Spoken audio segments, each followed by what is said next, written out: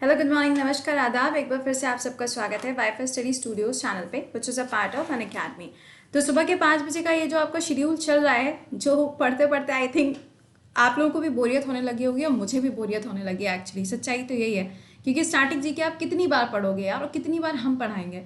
तो क्या हम एक काम कर सकते हैं कि इस क्लास की जगह पे सुबह 5 बजे हम ऐसा कर लें, जैसे कि सपोजिंगली कोई स्टेट का पीएससी पेपर है पुराना वाला, उसको 2 दिन पढ़ लेते हैं। या फिर हम ऐसा कर सकते हैं क्या कि मिक्स क्वेश्चन के बेसिस पे इसको करा दिया जाए, रिविजन सेशन के नाम से कर दिया जाए।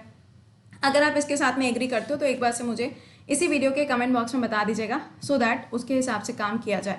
इसके अलावा सुबह 10:30 बजे आपको बता दें, बहुत ही इंपॉर्टेंट क्लास जो है वो आपकी चालू हो चुकी है। कौन सी क्लास है बता दें। स्टेट के बेसिस पे जो आपका स्टेट का करंट अफेयर्स है भैया शुरू हो चुका है। इसके बाद में आपको स्टेट का करंट अफेयर्स अलग अलग स्टेट के हिसाब से नहीं पढ़ाया जाएगा। ये पहली और आखिरी बार चल रहा है, तो मेहरबानी करके समय पर क्लास में आना शुरू कर दें। आधे घंटे का क्लास होता है।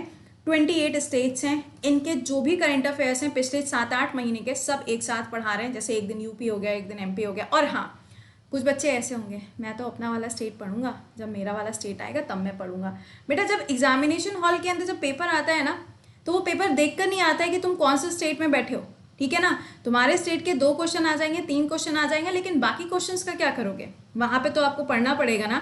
तो दिस इज अ रिक्वेस्ट कि डेली आप क्वेश्चंस कर लो, एक हफ्ते के अंदर पूरा खत्म कर देंगे। जैसे एक दिन में 2 स्टेट या 3 स्टेट लेके चलेंगे तो आपका खत्म हो जाएगा, क्योंकि नोट्स तो आपके पास में बने, सिर्फ आपको क्या करना है, टिक टिक टिक टिक ऐसे ही तो करना है, खत्म हो जाएगा, ठीक है।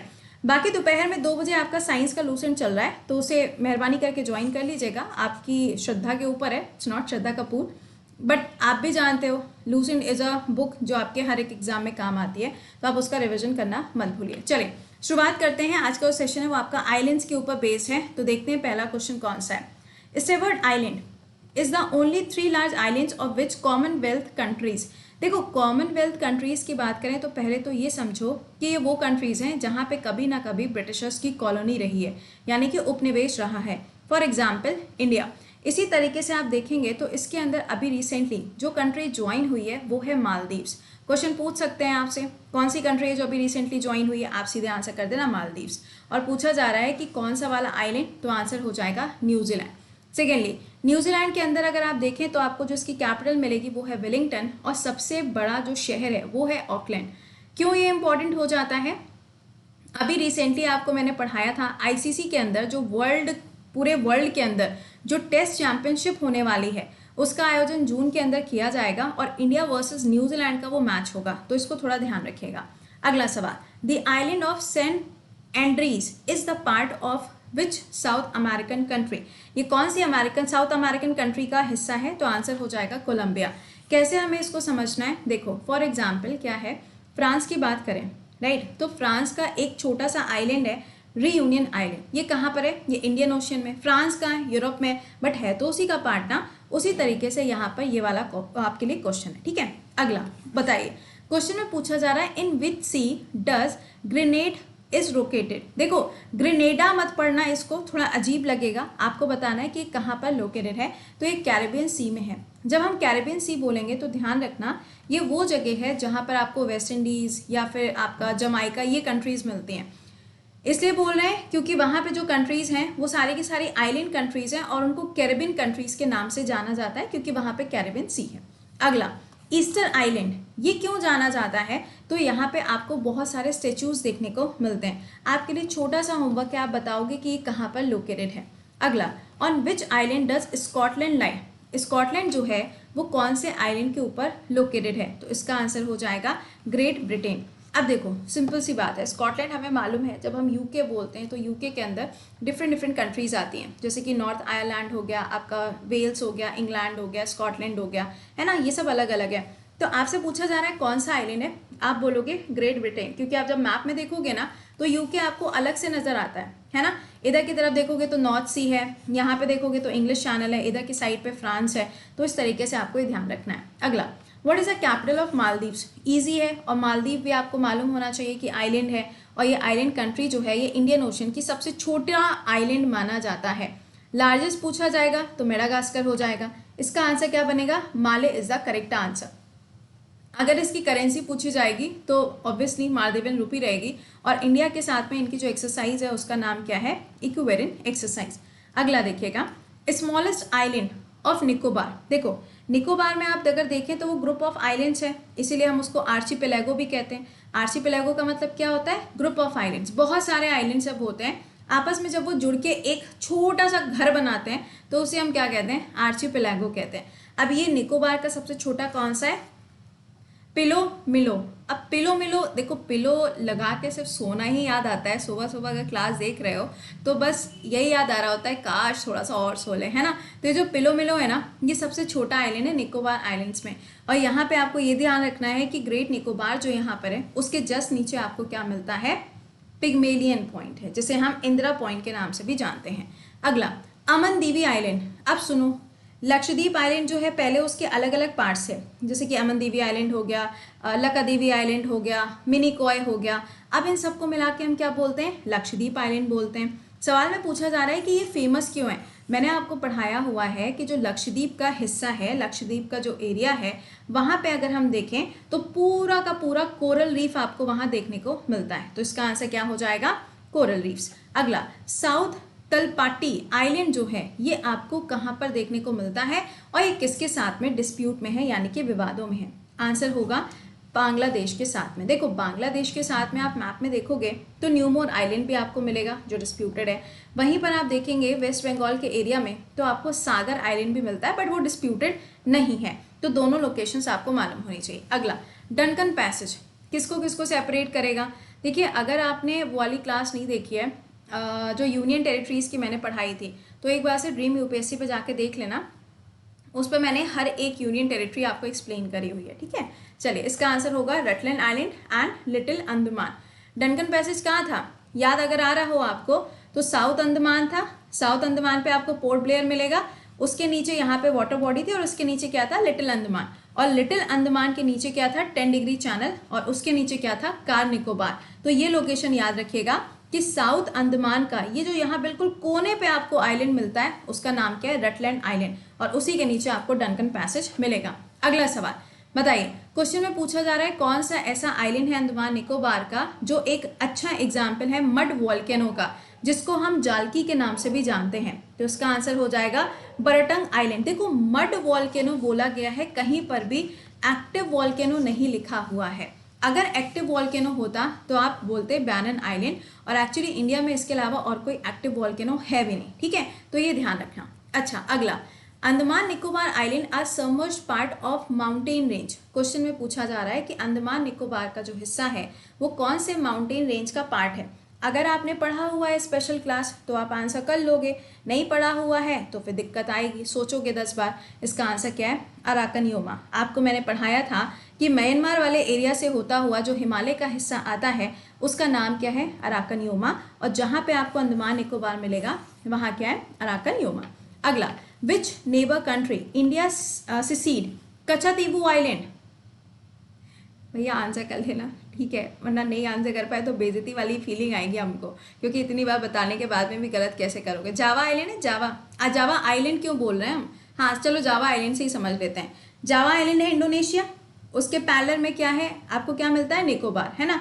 निकोबार से नीचे के साइड में क्या मिलेगा, श्रीलंका, और श्रीलंका वाला जो आपको एरिया नजर आता है बस वहीं पर आपको क्या मिलता है, जाफना। क्या मिलता है, जाफना। और जाफना के बिल्कुल कॉर्नर पे, तमिलनाडु और जाफना के बीच में आपको मिलेगा Katchatheevu island, that is in Sri Lanka, ठीक है। अगला सवाल, what is the name of the channel that separates Andaman island from Nicobar in bay of Bengal. Bengal की खाड़ी में वो कौन सी लाइन है जो कि अंडमान को निकोबार से अलग करती है, सिंपल क्वेश्चन है, 10 degree channel is the right answer. अगला, कौन सा ऐसा आर्चिपेलागो है जिसको लक्षद्वीप आइलैंड्स के नाम से जाना जाता है। अभी मैंने आपको बताया, ध्यान दीजिएगा, Lakshadweep is the correct answer. इसकी कैपिटल क्या हो जाएगी, कावर आती है।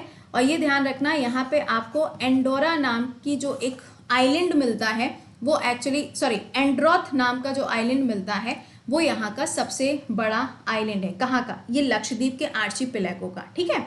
चलो अगला सवाल, कौन सा ऐसा आर्चिपेलागो, आर्चिपेलागो समझ रहे हो ना, ग्रुप ऑफ आइलैंड, बहुत सारे छोटे छोटे से आइलैंड्स हैं और यहाँ पे एक ग्रुप है, यहाँ पे आइलैंड, यहाँ पे ये ऐसे ऐसे करके आइलैंड हो, है ना। तो ये ध्यान रखिएगा।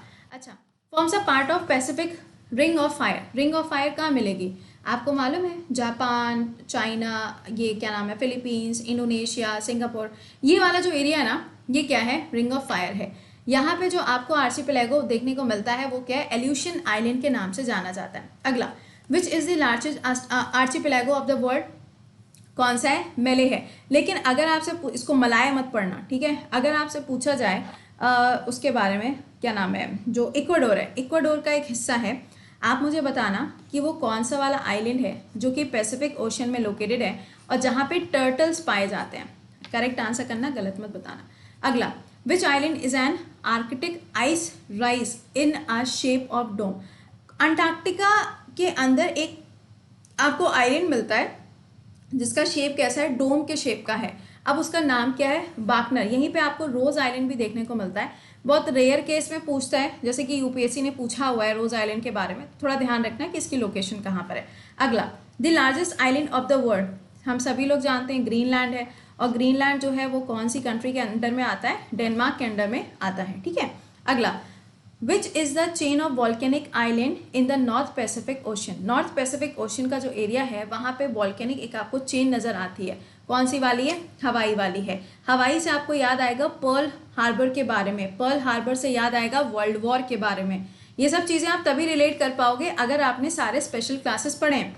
फिर से बोल रहे हैं, जो बच्चे बाद में क्लास को ज्वाइन करते हैं, 10:30 बजे आपका हर स्टेट का करंट अफेयर्स पढ़ाया जा रहा है इस पूरे वीक में, सिर्फ आधे घंटे के अंदर। तो प्लीज़ डू ज्वाइन दैट, आपके प्रॉफिट के लिए क्लासेस होते हैं गाइज, तो प्लीज़ इसको मिस मत किया करो। अगला, वेयर इज शेचल्स आइलैंड? मतलब easiest question of the century. Answer क्या हो जाएगा? Indian Ocean is the correct answer. Seychelles की अगर लोकेशन देखोगे तो आपको कहाँ मिलेगा? हिंद महासागर में मिलेगा, और इसका एक आइलैंड है जिसका नाम क्या है? एजम्पशन आइलैंड, जहाँ पे इंडिया अपना नेवल बेस बना रहा है। अगला, largest island of the Indian ocean क्या है? मेडागास्कर हो जाएगा। ये तो हम सभी लोग जानते हैं, मैं कुछ दिन पहले की बात है, राइस भेजा था, उससे पहले फ्लड आया था तब भी हमने हेल्प करी थी, उससे पहले साइक्लोन आया था तब भी हमने हेल्प करी थी। 7-8 बार तो कम से कम इंडिया के थ्रू यहाँ पे हेल्प करी जा चुकी है अभी पिछले 2 सालों के अंदर। अगला, कौन सी ऐसी कंट्री है जो क्लेम करती है शिनकाकू आइलैंड को? यानी कि यहाँ पर क्या है? डिस्प्यूट है, किसके किसके बीच में? जापान और चाइना के बीच में। अगला, कौन सा ऐसा आइलैंड है जिसके ऊपर विवाद है इंडिया और बांग्लादेश के बीच में? That is new more island. देखो अब यहाँ पे आधे बच्चे क्या करेंगे? न्यू मोर आइलैंड को गूगल करेंगे, है ना, आई नो। फिर गूगल करने के बाद में क्या होगा? वहाँ पे ऊपर लिखा होगा कि this is island of India and this, ठीक है। फिर उसके बाद में आप मुझे मैसेज करोगे, फिर आप मुझसे कहोगे कि मैम ये तो ऐसा लिखा हुआ है। तो मैं पहले ही इसको क्लियर कर दूं, एक्चुअली जब आप गूगल करोगे तो गूगल पे लिख कर आएगा कि new more island is a part of India, लेकिन जब आप इसको पूरी तरीके से इंडियन ज्योग्राफी पढ़ोगे तो वहां पर आप देखेंगे कि ये जो आइलैंड है ये डिस्प्यूटेड है। बांग्लादेश इसको अपना हिस्सा बताता है, इंडिया इसको अपना हिस्सा बताता है। जस्ट लाइक ये आपका क्या नाम है, अरुणाचल प्रदेश, चाइना कहता है हमारा है और हमारा तो है ही, ठीक है ना, तो ये ध्यान रखना, ठीक। अच्छा, तो ये तो था आज का सेशन। अब आपसे मिलेंगे अभी 7 बजे के सेशन में, लाइव सेशन में, तो उसको मिस मत करो क्योंकि वहां पे अब स्टेटमेंट बेस्ड क्वेश्चंस आना स्टार्ट हो गए हैं जो आपके लिए बहुत ज़्यादा यूजफुल होने वाले हैं। 1 लाइनर तो हम कहीं से भी मुंह उठा के पढ़ लेते हैं, बट स्टेटमेंट बेस्ड क्वेश्चंस को फ्रेम आउट करना, फिर उसमें थोड़ा सा सोचना कि क्या हम इसमें और चेंजेस कर सकते हैं ताकि आपको वो सीखने को मिले, समझ रहे हो, तो वो आपके लिए स्टार्ट हो चुका है। आप अपने फ्रेंड्स को भी उसके लिए रेफर कर सकते हो। और हाँ, अगर आपने बैचेस ज्वाइन नहीं किए, आपको बैचेस ज्वाइन करने, तो आपका पेड बैच स्टार्ट हो चुका है यूपीएसआई का। जब आप यूपीएसआई के बैच को ज्वाइन करोगे तो इसके साथ में आपको एसएससी के क्लासेस भी मिल जाएंगे। कोड क्या लगेगा? प्रति 10 कोड रहेगा। और इसके अलावा ये ध्यान रखिएगा कि आपका ये जो टेस्ट होता है ये हर संडे को होता है दोपहर में 12 बजे। इसका लिंक आपको मेरे टेलीग्राम पे मिल जाता है, करंट अफेयर्स बाय कृति पे।